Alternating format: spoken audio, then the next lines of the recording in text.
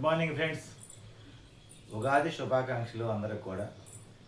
ఉగాది పర్వదినాన నూతన సంవత్సరం అందరూ పంచాంగ శ్రవణం వింటారు, రాశిఫలాలు చూసుకుంటారు. మాకిలా ఉంది మాకిలా ఉంది మాకిలా ఉంది అని సంతోషపడుతుంటారు. కానీ చాలామంది అంటుంటారు కష్టపడకుండా ఏది రాదని. కష్టపడినా కొంతమందికి ఏది రాదు. నేనేం చెప్తానంటే ఊరక ఊహల్లో వేరించి కాకండి, వాస్తవంలో రండి. మనము సంపాదించినంత మాత్రమే సంతోషాలు వస్తాయి అనుకోవటం అవివేకం, అజ్ఞానం. ముందు ఆరోగ్యంగా ఉండాలని కోరుకోవాలి భగవంతుని. ఆరోగ్యంగా ఉండాలి, కుటుంబ సభ్యులందరూ కూడా ఐకమత్యంగా కలిసిమెలిసి ఉండాలి. అలా ఉన్నప్పుడే మన జీవితంలో అన్ని సాధించినట్టనేది నా అభిప్రాయం. మా ఒక పెద్ద ఆయన ఏం చేశాడంటే రేత్రింబవళ్ళు ఆలోచన చేయకుండా సంపాదించడమే మొదలుపెట్టాడు. అదే పనిగా సంపాదిస్తున్నాడు. కానీ అతనికి సంతానం లేదు. సంతానం లేకపోయినా డబ్బు మీద వ్యామోహంతో అందరిలో గొప్పగా బతకాలని ఈ సంపాదనే ధ్యేయంగా పనిచేస్తున్నాడు. డబ్బు సంపాదిస్తున్నాడు, కోట్ల రూపాయలు సంపాదించాడు. వయసు పెరుగుతుంది. కొన్ని రోజులకి భార్య అనారోగ్యంతో మంచం పట్టింది. అప్పటికీ అతనికి ఆలోచన కలగల, నాకు ఇంత డబ్బు సంపాదించానే నాకు ఎవరొకరు కుటుంబానికి తోడు కావాలి, అండ కావాలి నేను ఆలోచన చేయలేదని. ఎవరిని కానీ దత్తత తెచ్చుకోవడం కానీ, ఎవరిని బంధువుల పిల్లలు ఎవరైనా దగ్గర తీయటం కానీ ఏది చేయలే. కొన్ని రోజులకి భార్య అనారోగ్యం బట్టి మంచం బట్టి చనిపోయింది. అప్పటికి అతనికి జ్ఞానం కలగల, ఇంకా డబ్బు మీద వ్యామోహంతో పరిగెత్తుతూ ఉన్నాడు. అతనికి అనారోగ్య సమస్యలు చుట్టుముడుతున్నాయి. ఇప్పుడు అన్ని దేవస్థానాలు తిరుగుతున్నాడు, ఎన్ని టెంపుల్స్ తిరుగుతున్నాడు. ఎవరిని నమ్మలేడు. అంటే నేను ఎవరినైనా బంధువుల పిల్లలు నమ్మితే వాళ్ళు ఇతన్ని ఏదో ఒకటి చేసి ఆస్తి లాగేస్తారేమో, డబ్బు అంతా దోసుకొని పోతారేమో, నా ప్రాణాలకే ప్రమాదం, ఎవరైనా దగ్గర తీస్తే ఎవరు నమ్మేవాడు కాదు. కానీ అతను ఎవరిని నమ్మలేకపోతున్నాడు. అలాగని ఈ డబ్బు అంతా నేను పోతే ఏమైద్దో, నన్ను చూసేవాళ్ళు ఎవరు లేరే అని నేను డబ్బు ఉన్నంత మాత్రం చూస్తాడు. ఆ డబ్బు ఖర్చు పెడితే కదా ఎవరిని చూసేది. అయినా ఫస్ట్ నుంచి రావాలి అది నమ్మకంగా, నిజాయితీగా. ఎవరైనా దగ్గర తీసుకుని వాళ్ళు ఎవరైనా దగ్గర తీస్తే వాళ్ళు ఏదైనా ఒక రకంగా ఉపయోగపడతారేమో. అలాగే జీవితాంతం అతను సంపాదించిన డబ్బు వల్ల ఇప్పుడు ఈ డబ్బు అంతా ఏం చేసుకోను అని ఒక పక్క అంటున్నాడు. కానీ అట్టనే ఆ డబ్బును వదలలేకపోతున్నాడు. దేవుళ్ళ దగ్గర అందరి దగ్గరికి పోయి దండం పెడతాడు, నాకు ఇంకా సంపదలు కావాలి, నాకు ఇంకా ఆయుష్ కావాలి అని. అనారోగ్యం కానీ ఎంత ఇన్ని దేవస్థానాలు తిరిగినా ఎక్కడ తిరిగినా ఆరోగ్యం అనేది, వయసు అనేది ఒకటి ఉంటుంది కదా. వయసు పైపడే కొంది అనారోగ్య సమస్యలు ఎక్కువైపోతూ ఉంటాయి. దీన్ని బట్టి మనం తెలుసుకోవాల్సింది, మనం సంపాదిస్తున్నామంటే ఎందుకు సంపాదిస్తున్నాం, దేనికి సంపాదిస్తున్నాం, దానివల్ల భవిష్యత్తులో ఏం ఉపయోగం అనేది, ఎందుకు, ఏమిటి, ఎలా, నేను ఎవరిని, ఎందుకు వచ్చాను భూమి మీద కానీ ప్రశ్న వేసుకుంటే విపరీతంగా సంపాదన వచ్చినప్పుడు మనకి భవిష్యత్తు అవసరాల కోసం ఎవరైనా దగ్గరికి తీయాలి. అనాథలైనా ఎవరినైనా దగ్గర తీసుకుని దత్తత తీసుకోవాలి. ఏది లేకుండా మనం నీళ్ళు అదేదో మురికి నీళ్ళు దేనికి ఉపయోగపడవన్నట్టుగా సంపాదన వెనక పోగేసుకుంటే దానివల్ల ప్రయోజనం ఏముంది? తాను అనుభవించక ఇతరులకి అవకాశం ఇవ్వక లాస్ట్కి సాధించింది ఏంది?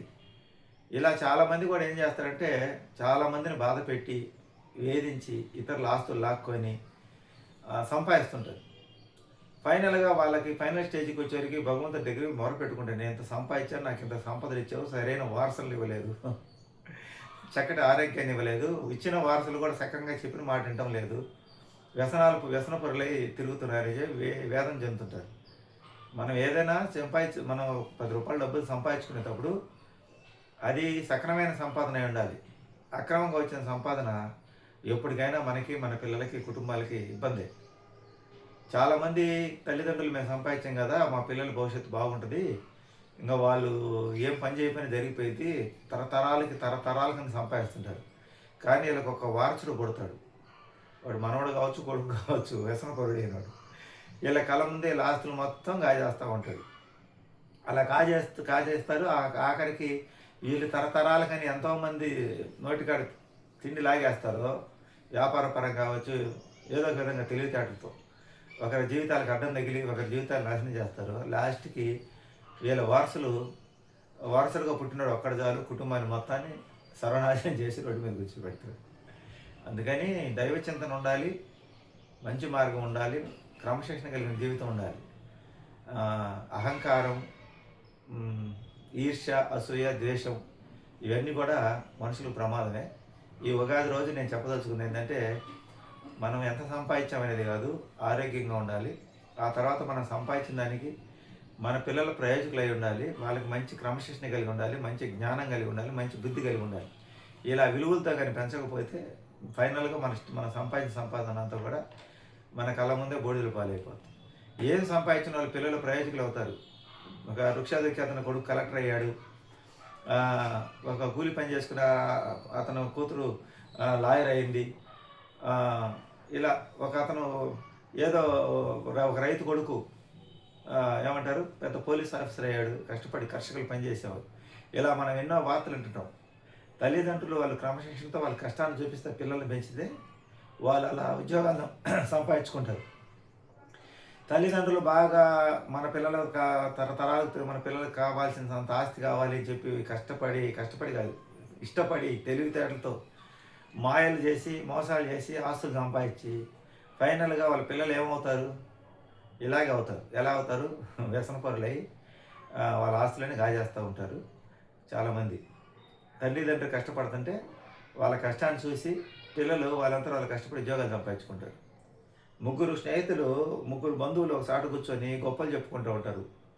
మా కొడుకుని ఇంజనీరింగ్ చదివించాను, మా కొడుకుని లండన్లో పెద్ద చదువు చదివించాను, మా కొడుకు కారు స్పీడ్ తొక్కుతుంటే 120, 130 తొక్కుతాడు, ఆ స్పీడ్కి నాకు బిత్తరలేసిందని చెప్పి ఒకరికొకరు మాట్లాడుకుంటుంటే వాళ్ళలో బాగా సంపాదించి దెబ్బతిన్న ఒక అతను ఎన్ని చూసి బాధపడతా ఉంటే అతను కొడుకు ఆలోచన చేస్తాడు, వీళ్ళు ఇలా మా నాన్న అవమానపరుస్తున్నారు మధ్యలో కూర్చోబెట్టి, నేను ఎప్పటికైనా ఏదైనా సాధించాలని ఆలోచన చేసిన అతని కొడుకు ఏం చేస్తాడంటే అతను కష్టపడి చదువుకొని ఏ రికమెండేషన్ లేకుండా జాబ్ సంపాదించుకుంటాడు. ఇప్పుడు వీళ్ళందరూ గొప్పలు చెప్పుకుంటుంటే అతని కొడుకు ఏ గొప్పలు లేకుండా సైలెంట్గా ఉద్యోగంలో మంచి స్థానాన్ని సంపాదించుకొని, వీళ్ళేమో తల్లిదండ్రులు పెట్టుబడి పెట్టి కొడుకు ఉద్యోగం సంపాదించి వ్యవహారం చేస్తారు. కానీ మూడో అతను కొడుకుని తండ్రి చదివించడం మాత్రం చదివిస్తాడు, ఉద్యోగం కొడుకే సంపాదించుకుంటాడు. ఈరోజు తల్లిదండ్రులు కొనిచ్చిన కారుల్లో తల్లిదండ్రుల ఆస్తులతో ఎంజాయ్ చేస్తూ ఉండేవాళ్ళు వాళ్ళు. కానీ ఈ మూడో అతను కొడుకు అతను స్వశక్తిగా కారు కొనుక్కొని మంచి ఉద్యోగం సంపాదించుకొని మంచి కంపెనీలో జాబ్ చేస్తూ వీళ్ళు చెప్పే డబ్బా మాటలన్నీ, వీళ్ళు చెప్పేది డబ్బా, అతను నిజంగానే కంపెనీ పరంగా 5 స్టార్ హోటల్స్లో కారుల్లో తిరుగుతూ ఉంటాడు. కానీ ఎవరికి గొప్పలు చెప్పుకోడు. ఎందుకంటే ఒకరికి చెప్పుకోవాల్సిన అవసరం లేదు. మన అవసరాన్ని బట్టి మనకు అవసరం. ఇప్పుడు కారు అనేది ఇప్పుడు ఉద్యోగం చేసే వాళ్ళకి దూరాపురం పోవడానికి కారు అవసరం. అట్లా అవసరమైన కొనుక్కుంటాడు ఇతని కొడుకు. 10 మందిలో ఎచ్చులు చూపించుకొని డబ్బాలు కొట్టుకోవడానికి కొనుక్కుంటారు. మిగతా వాళ్ళు కొడుకులు కొనిస్తారు తల్లిదండ్రులు. మరి ఎవరు పిల్లలు గొప్ప వాళ్ళు అంటారు? తండ్రి కష్టం చూసి కష్టపడి చదివి తనంతట తానికి ఉద్యోగం సంపాదించుకొని ఈ కార్లు అనేది, ఈ విలాసవంతమైన జీవితం అనేది గడిపే కొడుకు గొప్పవాడా? తల్లిదండ్రులు కూడా చూసుకుంటూ, తల్లిదండ్రుల ఆస్తినే తీసుకుంటూ, తల్లిదండ్రులు ఏమిస్తారని తీసుకుంటూ వాళ్ళ ఆస్తుల మీద ఆధారపడి వాళ్ళ మీద మమ్మీ డాడీ అంటే వాళ్ళ అమ్మడి దిగే వాళ్ళ మీద స్వతంత్రంగా జీవించడం అలవాటు చేయాలి పిల్లల్ని. మనం సంపాదించి పెడితే మన పిల్లలు ఏం చేస్తారు? అప్రయోజకులు అవుతారు.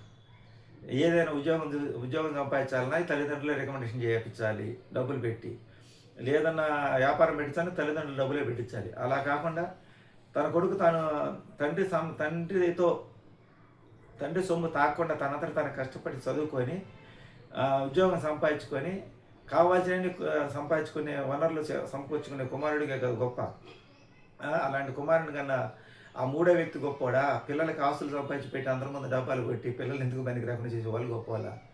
ఇది ఏదైనా మనం పిల్లలకి జ్ఞానాన్ని ఇవ్వాలి, మంచి బుద్ధిని ఇవ్వాలి, మంచి క్రమశిక్షణ ఇవ్వాలి. అంతేగాని ఎదుటి వాళ్ళని చులకనగా మాట్లాడటం, ఎగతాళిగా మాట్లాడటం ఇవి మన పిల్లలకు నేర్పకూడదు. వాళ్ళంతా వాళ్ళు సంపాదించుకొని ఎదిగేటట్టు మనం ప్రయత్నం చేయాలి. తల్లిదండ్రులు గొప్పల మీద అంత ఆస్తుందో మనకి ఇంత ఆస్తుంది ఎచ్చులు కొడుతుంటే ఏమైంది? ఆ పిల్లలు దేనికి పనికిరాని అసమర్థులు అవుతారు. ఇది ఈరోజు నేను ఉగాది రోజు మీకు చెప్పదలుచుకుంది. వీడియో నచ్చితే లైక్ చేయండి, సపోర్ట్ చేయండి, సబ్స్క్రైబ్ చేయండి. Thank you.